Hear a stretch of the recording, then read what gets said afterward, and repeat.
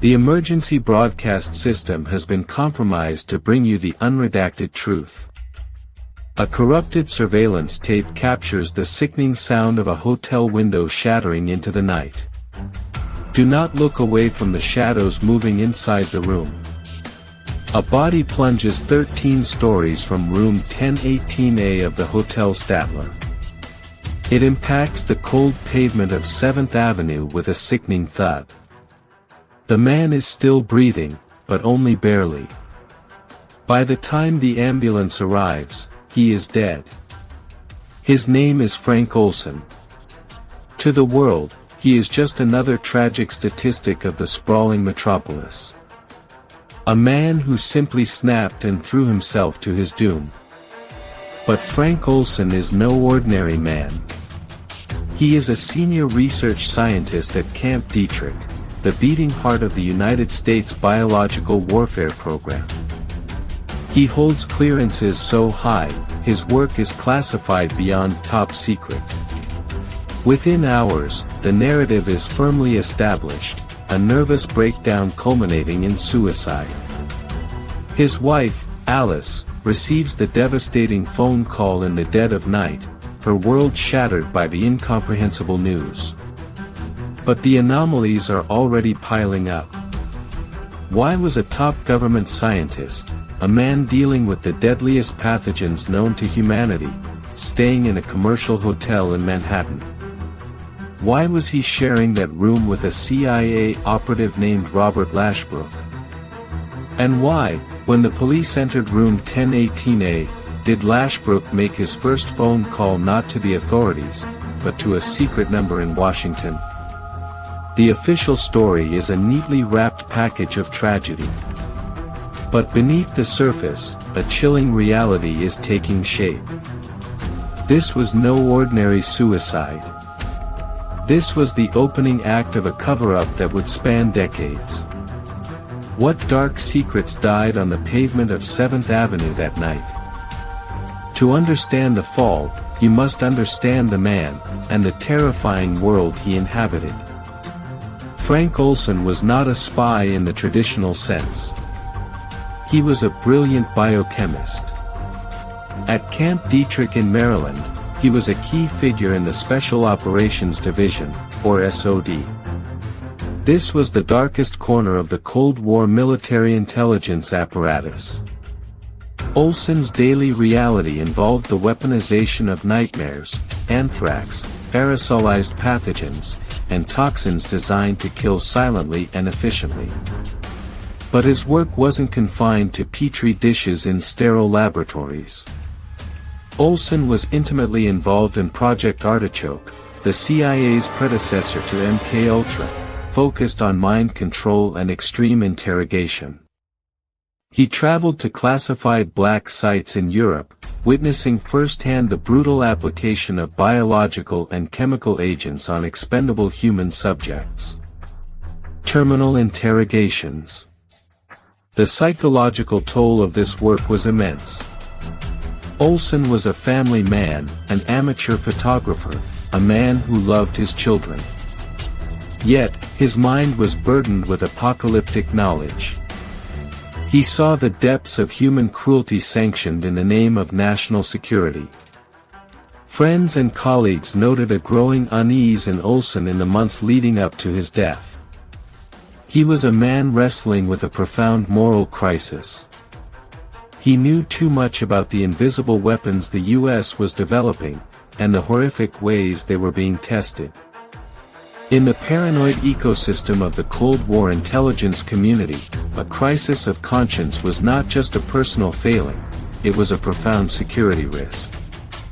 An operative with doubts is a liability. A scientist with the keys to the kingdom who suddenly grows a conscience is a threat. Was Frank Olson simply a man broken by the horrors of his job? Or had the handlers realized that their most valuable asset was preparing to turn? November 18, 1953. Deep Creek Lake, Maryland. A rustic cabin retreat surrounded by suffocating, silent woods. A gathering of the most secretive minds in the government, scientists from the SOD and operatives from the CIA's newly formed MKUltra program. It was supposed to be a working retreat, a temporary respite from the subterranean laboratories and the ceaseless hum of fluorescent lights. The air smelled of wood smoke, but underneath it lay the faint, phantom stench of sterile bleach and cold sweat, the scent of men who trafficked in invisible death. After dinner, the atmosphere shifted. Sidney Gottlieb, the eccentric and ruthless architect of MKUltra, offered a bottle of Cointreau. The drinks were poured with practiced nonchalance. Glasses were raised in a hollow toast. 20 minutes later, the trap was sprung. Gottlieb casually informed the men that their drinks had been laced with a massive dose of a newly synthesized chemical. Lysergic acid diethylamide. LSD. Frank Olson had been dosed without his consent, without his knowledge. The room devolved into chaos, the rustic walls seeming to breathe and constrict. For Olson, it was the shattering of a fragile mental state. The trust, the fundamental bedrock of his secretive world, was instantaneously annihilated. The cabin morphed into a claustrophobic nightmare, the flickering firelight casting monstrous shadows against the timber. What happens when you slip a powerful hallucinogen to a man whose mind is already fracturing under the weight of biological warfare secrets? The cold sweat gathered at his hairline as reality splintered into jagged fragments. Every face in the room twisted into a grotesque mask of betrayal. The silent woods outside seemed to lean in, waiting. This was no experiment, it was a psychological ambush. He was a scientist who understood pathogens, but this was a different kind of infection, one that hijacked the very fabric of his perception. The horrors he had witnessed in Europe, the terminal interrogations, the silent weapons, they all rushed back, magnified and distorted. The cabin at Deep Creek Lake became the ground zero of a psychological detonation, an invisible explosion from which Frank Olson would never recover. The weekend ended, but the nightmare was merely taking root, digging its claws into his fractured psyche. Frank Olson returned to his family home in Maryland, but the man who walked through the front door was a complete stranger to his wife and children. The massive dose of LSD had catalyzed a profound psychological collapse, cracking open doors in his mind that were never meant to be unlocked. He was consumed by an intense, suffocating paranoia that clung to him like a second skin. He told his wife he had made a terrible mistake, that he desperately needed to resign, that he was a profound danger to his own family. The brilliant scientist, a man who once manipulated the building blocks of lethal pathogens with steady hands, was reduced to a trembling, hollow shell. He sat in a quiet suburban house, terrified of unseen forces, flinching at the hum of the refrigerator and the sterile smell of the laundry room. A cold sweat drenched his clothes as he paced the floorboards.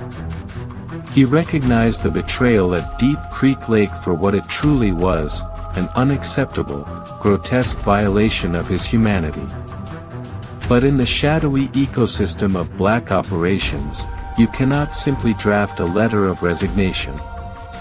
You cannot walk away with the horrific secrets of aerosolized anthrax and terminal human interrogations locked securely in your brain. As Olson's erratic behavior escalated, his handlers watched from the periphery with growing, icy alarm. He was spinning entirely out of control, a loose cannon in a world built on absolute silence. They noted his every tremor, every panicked phone call. What terrifying visions had the acid unlocked in the fragile mind of a bioweapons expert, and more importantly, who was he preparing to tell? The quiet streets of his neighborhood felt like a surveillance grid. The phantom hum of recording equipment seemed to echo in his ears. He was trapped, suffocating in plain sight, entirely aware that the men he once called colleagues were now calculating his exact worth, and weighing it against the threat he had become. The CIA immediately recognized a critical, code-red emergency. A top-tier asset, pregnant with the nation's darkest secrets, was suffering a highly visible, uncontrolled breakdown. Vincent Rouet, Olson's immediate superior at the SOD, and Robert Lashbrook, a seasoned CIA MKUltra operative, stepped in to rigidly manage the escalating crisis. But their subsequent actions completely defied standard medical logic. Instead of transporting Olson to the heavily guarded, highly secure military hospital at Walter Reed, they opted for an unsecured, chaotic civilian route. They flew him to the sensory overload of New York City. The official cover story was that he desperately needed specialized psychiatric help from a civilian expert. But the choices were deliberate, bizarre, and chillingly calculated. They physically isolated him from his family, abruptly cut him off from all normal military channels, and placed him entirely under the clandestine control of the agency. They were not seeking a cure for his fractured mind, they were seeking absolute containment. Like and subscribe to keep your mind safe. The walls were rapidly closing in on Frank Olson. The hotel room felt like an airless vault, vibrating with the low, relentless hum of the city's power grid. The stale air carried a sterile smell, like a hospital waiting room scrubbed with harsh chemicals. Why bypass the impenetrable, secure medical facilities of the United States military to trust a random civilian doctor in Manhattan with a man carrying the deadliest secrets of the state? It was a calculated maneuver to sever his ties to the outside world. He was watched around the clock, a cold sweat breaking out across his pale face as he realized the true nature of his trip. He wasn't a patient seeking sanctuary, he was a highly classified liability being corralled into a corner. The bustling metropolis outside his window was a stark contrast to the absolute isolation he felt inside the room, an isolation engineered by the very men pretending to save him. In the heart of New York, Olson was subjected to the so-called care of Dr. Harold Abramson. Abramson was an allergist by trade, not a trained psychiatrist. But he possessed one crucial, overriding qualification: he was secretly funded by the CIA and held a highly coveted, top-secret clearance for MKUltra operations. The sessions conducted in his office were not therapeutic in any sense of the word, they were rigorous, calculated interrogations disguised as benign medical evaluations.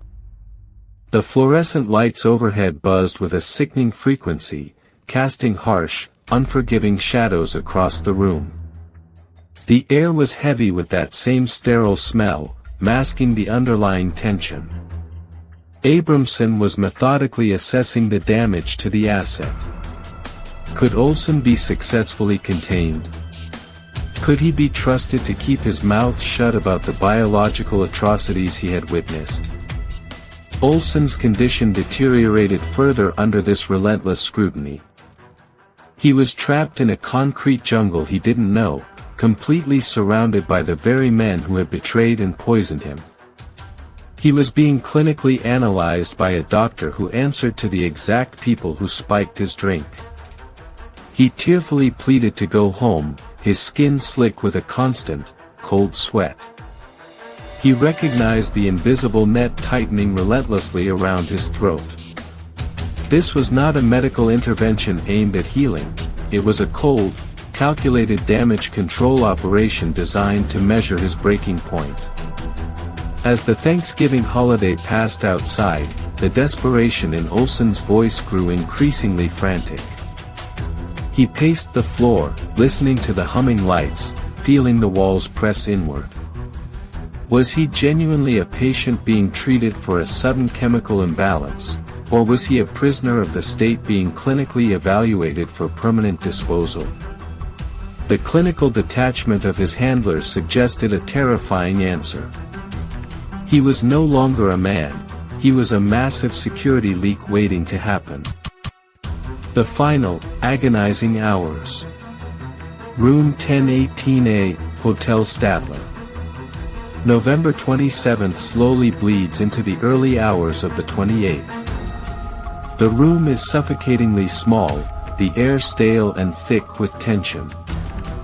Frank Olson and his CIA handler, Robert Lashbrook, are sharing the confined space.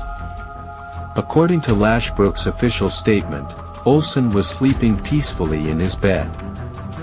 Then, at exactly 2:30 a.m., Lashbrook claimed he woke to the abrupt, violent sound of a crash. He alleged that Olson had suddenly run across the dark room, somehow bypassed the fully drawn window blind without disturbing it, and hurled himself directly through the closed glass window pane. It was an account fundamentally riddled with physical impossibilities. The mechanics of the jump, the trajectory required to shatter the thick glass without snagging the heavy blinds, simply made no logical sense. Furthermore, the hotel telephone operator who connected Lashbrook's immediate post-fall phone call inadvertently overheard a chilling, damning exchange. Lashbrook dialed Sidney Gottlieb in Washington. The operator heard Lashbrook say, "Well, he's gone." The voice on the other end calmly replied, "Well, that's too bad." There was no trace of panic. No shock. No desperate plea for medical assistance. It was merely the cold, detached reporting of a mission successfully accomplished.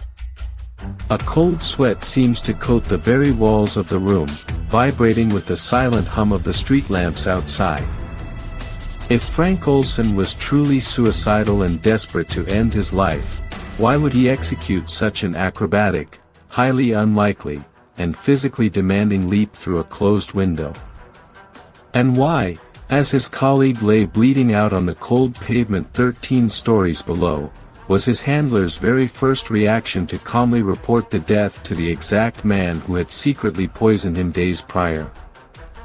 The silence descended almost instantaneously, a heavy blanket thrown over a crime scene. The bureaucratic machinery of the state engaged its gears to bury the truth forever. The NYPD's investigation was immediately stonewalled by federal authorities citing national security concerns. The death was swiftly and permanently ruled a tragic suicide, a closed book that no one was allowed to read. For 22 agonizing years, Alice Olson and her children lived with the profound shame, the unanswered questions, and the crushing grief of a father who seemingly abandoned them in the most horrific way possible. It wasn't until 1975, in the chaotic wake of the Watergate scandal and the subsequent investigations by the Rockefeller Commission, that the horrifying truth finally began to bleed out into the public eye. The CIA, cornered by newly declassified documents and mounting public pressure, was forced to publicly admit that they had secretly dosed Frank Olson with LSD just days before his fatal plunge. The revelation was absolutely explosive, shattering the public trust. President Gerald Ford invited the stunned Olson family to the Oval Office for a historic, entirely unprecedented presidential apology. The government quietly paid out a $750,000 financial settlement to the grieving family. They carefully framed the entire horrific ordeal as a tragic, unintended consequence of an overzealous, unauthorized experiment gone horribly wrong. To the casual observer, the case finally seemed completely closed. The sterile smell of government paperwork tried to wash away the bloodstains. But for Eric Olson, Frank's deeply unsettled son, the grand apology felt entirely hollow, a meticulously scripted performance designed to placate them. If it was truly just a terrible accident, a tragic drug-induced hallucination, why the desperate need for a massive, coordinated, decades-long cover-up? Why the lingering physical discrepancies at the hotel? The humming lights of the government bureaucracy couldn't drown out his screaming doubts. The government had reluctantly admitted to severe negligence, but were they desperately hiding something far more sinister behind that carefully constructed wall of practiced apologies? The year is 1994. The lingering doubts have thoroughly consumed Eric Olson. He completely refuses to let the official, sanitized narrative stand as the final word on his father's violent end. In a desperate bid for the truth, he takes the agonizing, emotionally shattering step of having his father's body exhumed from its resting place. He enlists the renowned forensic pathologist James Starrs to conduct a rigorous, independent second autopsy. The scientific findings are an absolute bombshell that obliterates the CIA's carefully constructed story. The exhumed body surprisingly bears absolutely no lacerations consistent with violently plunging through a closed, thick glass window. But far more chillingly, Starrs discovers a massive, blunt force hematoma on Frank Olson's left temple. It is a severe, localized injury entirely inconsistent with the trauma of a massive 13-story fall to the pavement. It is unequivocally an injury inflicted before he ever went out the window of room 1018A. A cold sweat breaks out as the forensic reality sets in. The medical evidence points directly and inescapably to a terrifying, cold-blooded conclusion. Frank Olson was violently struck on the head, physically incapacitated, and then deliberately thrown to his death. The suicide was nothing more than a meticulously staged, brutally executed assassination designed to silence a whistleblower. The horrific realization settles over the Olson family like a suffocating shroud, thick and impenetrable. The sterile smell of the autopsy room brings a terrifying, absolute clarity to the events of that fateful November night. Their father hadn't jumped in a fit of drug-induced psychosis. He was murdered in cold blood, executed by the very country he served. But who, within the sprawling, shadowed apparatus of the United States government, would go to such incredibly elaborate, highly risky lengths to permanently silence a senior government scientist? The irrefutable physical evidence completely shatters the carefully maintained illusion of a tragic accident. The subsequent discovery of a highly classified CIA assassination manual from the early 1950s provides the final, damning piece of the gruesome puzzle. The instructional manual explicitly details exactly how to stage a convincing suicide. The most efficient accident is a fall of 75 feet or more onto a hard surface. Crucially, it specifically recommends a sharp blow to the temple to thoroughly stun and incapacitate the victim before the drop.